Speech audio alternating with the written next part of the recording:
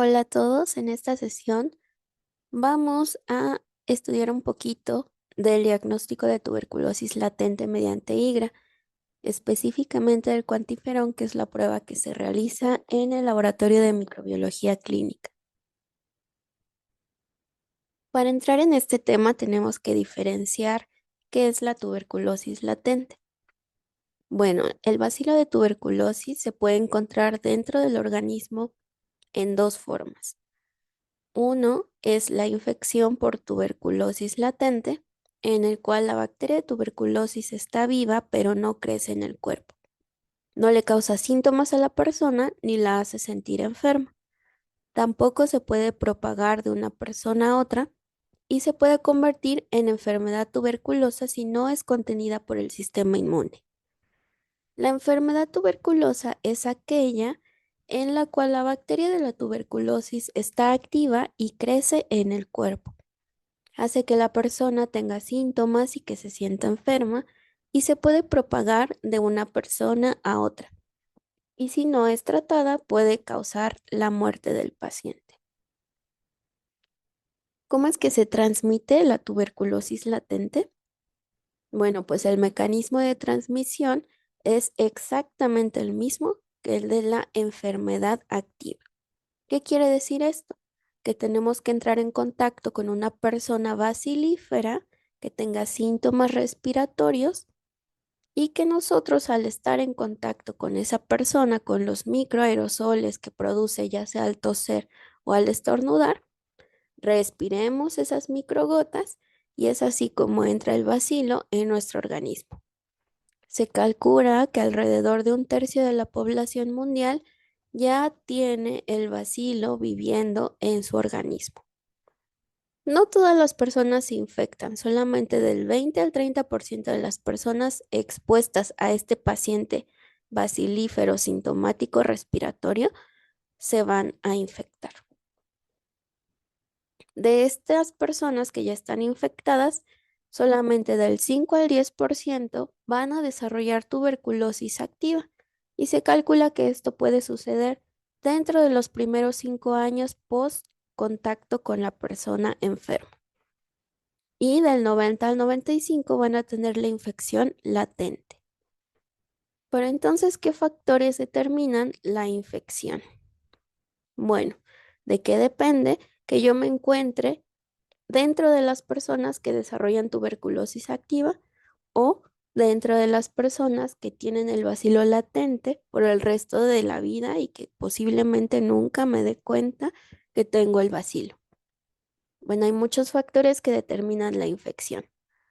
El primero de ellos es el número de microorganismos por gota que el paciente enfermo expelió de la virulencia de la bacteria con la que está enfermo ese paciente, de mi estado nutricional y de mi estado inmunológico. Este último parece ser el más determinante para saber si yo voy a desarrollar tuberculosis activa o me quedaré con la infección. Bueno, entonces, ¿quiénes deben realizarse esta prueba? Según la Organización Mundial de la Salud, existen tres grupos de riesgo.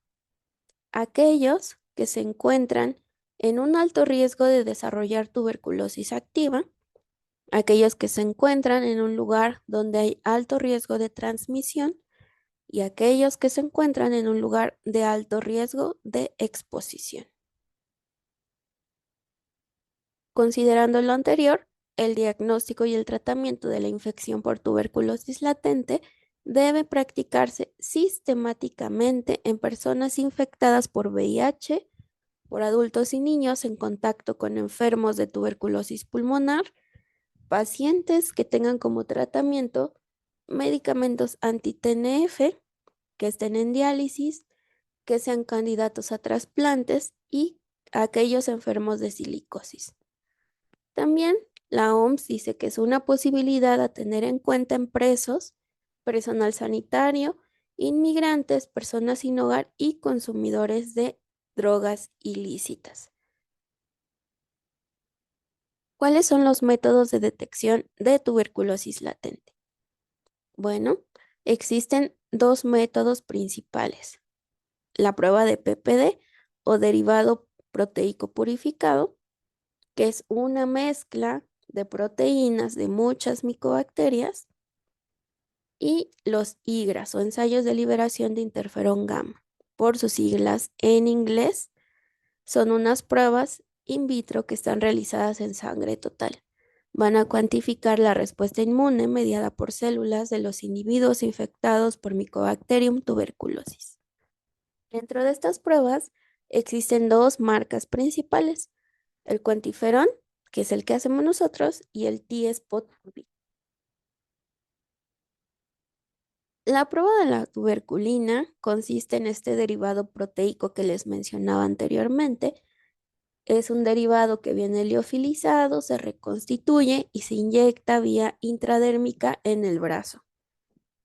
Después de 72 horas, la persona que fue inyectada tiene que regresar para que se realice una lectura de una medición de la induración que se produjo después de la inyección de este derivado proteico.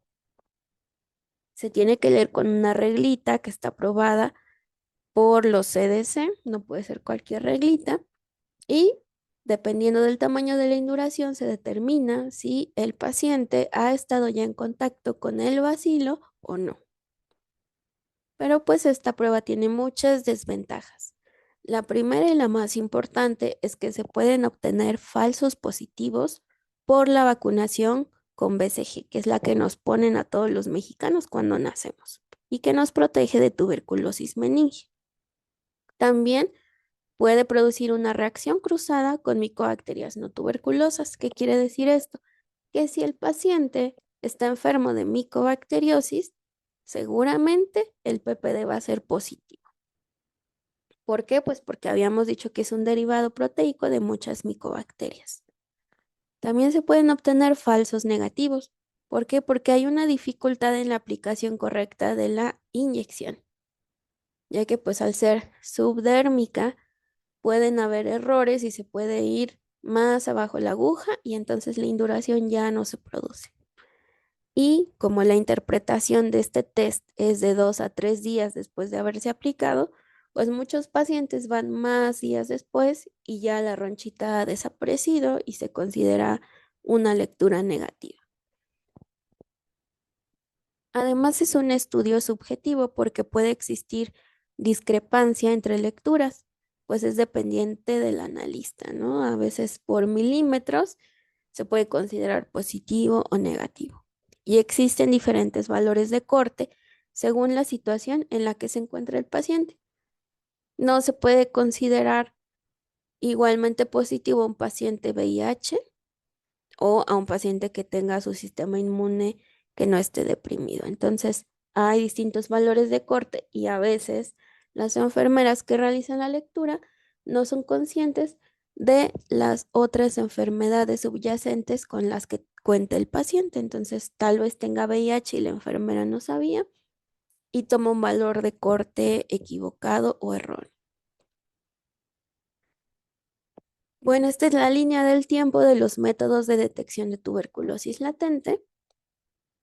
Podemos observar que en 1882 fue cuando Robert Koch describió el bacilo de la tuberculosis y la prueba de la tuberculina, esta del PPD, se desarrolló en 1907. Desde ahí no ha sufrido ninguna modificación, no ha aparecido nada. En 1974 se implementó la vacuna con el bacilo de Calmette-Guerin por medio de la OMS y fue hasta el 2001 que se empezaron a desarrollar nuevas técnicas para determinar este tipo de infección por tuberculosis latente. Desde el 2001 y hasta la fecha, esta prueba de cuantiferón ha sufrido diversas modificaciones, tanto en la presentación como en el fundamento de la prueba o qué antígenos es con los que cuenta para determinar si un paciente ha estado o no en contacto con este paciente. La última generación, que es la cuarta de esta prueba, se desarrolló en el 2015. Desde entonces, nosotros realizamos esa prueba en el laboratorio, es decir, desde el 2015 nosotros ya contábamos con esta prueba y la ofrecíamos tanto a personal del sector salud como a pacientes, contactos ya diagnosticados, de personas ya diagnosticadas con tuberculosis activa. ¿Cuáles son las condiciones de toma de muestra para cuantiferol? Bueno, la ventaja de esta prueba es que no es necesario un ayuno previo según el inserto de la prueba. El estudio se puede realizar a cualquier hora del día y la toma se puede realizar en tubo de heparina de litio o heparina de sodio. En versiones anteriores solamente se podía en heparina de litio, pero ahora ya está admitido el tubo de heparina de sodio. Este tubo es viable 16 horas a temperatura ambiente o más de 48 horas en refrigeración de 2 a 8 grados. Lo colocamos en esta área que está aquí, que todos conocemos, y bueno, no se deben exceder las 53 horas después de la toma de la muestra. Entonces, hay que tomar mucho esto en cuenta para realizar esta prueba. Y bueno, así es como se ven los tubos de heparina de sodio o de litio. Nosotros podemos observar que después de dejarlos en refrigeración se empiezan a sedimentar los eritrocitos y se forman dos fases. La primera que está constituida por el plasma y la segunda por todo el paquete de las células rojas, ¿no? Entonces, existen unas condiciones de rechazo para esta prueba. ¿Cuáles son las principales? Pues en primera que se vea hemolizada la muestra, que este plasma se vea rojo. Esto indica una mala toma de muestra. También que la muestra esté coagulada. Esto nos ha pasado porque una vez tomada la muestra no se homogeniza de manera correcta y entonces se forman estos coágulos de sangre. Y la otra es que haya un volumen insuficiente de sangre o que se haya tomado en un tubo distinto a heparina de sodio o heparina de litio.